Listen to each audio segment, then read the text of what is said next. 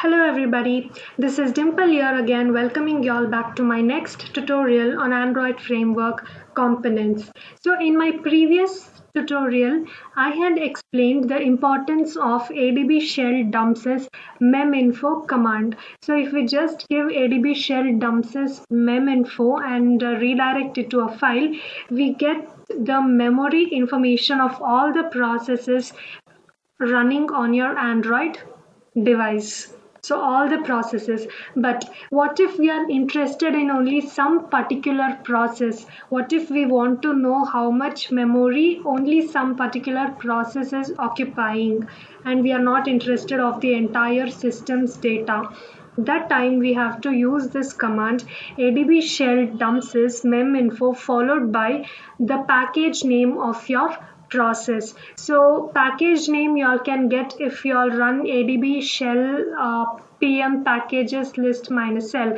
That command if you run, you can get package information of all the processes running in your device. So right now here I have taken com.android.phone. You can either give the package name or you can either give the process ID.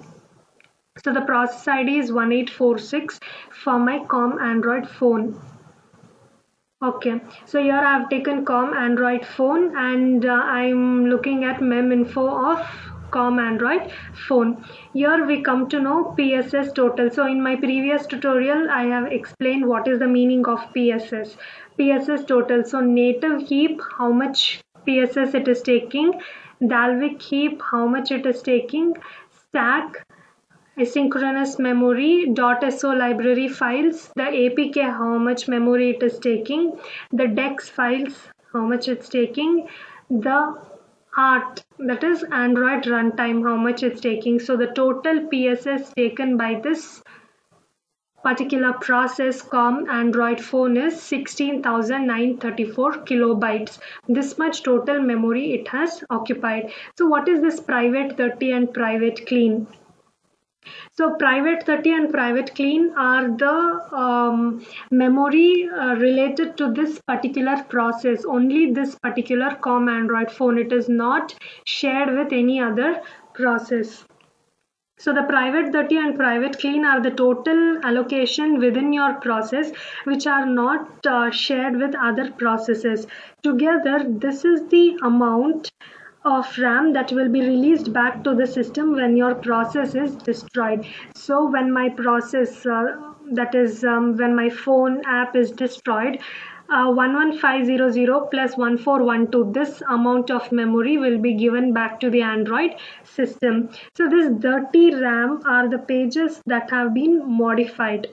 Private 30 are the pages which have been modified, and clean RAM are the pages that have been mapped from a persistent file, and so it can be paged out if it is not used for a while. So if this private clean memory is not used for a while, it can be paged out. And private 30 is the RAM which has been modified, the pages in the RAM which has been modified.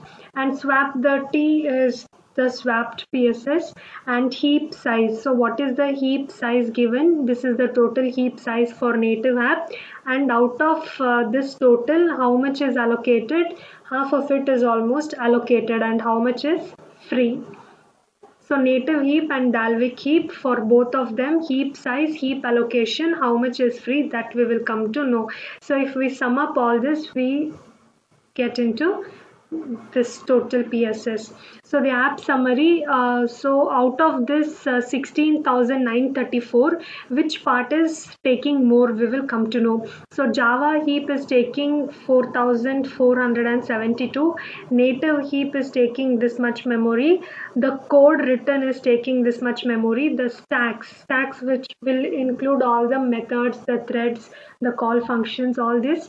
So it is taking 356. The graphics, it's taking 0 right now because this app is in background.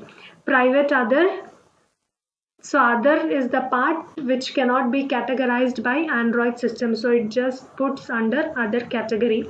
So system, that is the OS, it's taking 4022. So totally PSS will be 16,934. System is the framework part. So this much is the total PSS. So you will come to know which part is taking more memory, all those information. Malloc size, the different views right now is 0 because this application is in background. I just took this as an example.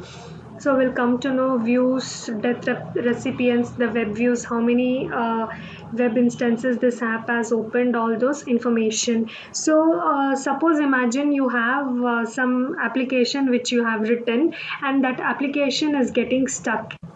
Okay, even if you touch on the app, it's not responding. That time you want to know what exactly is happening.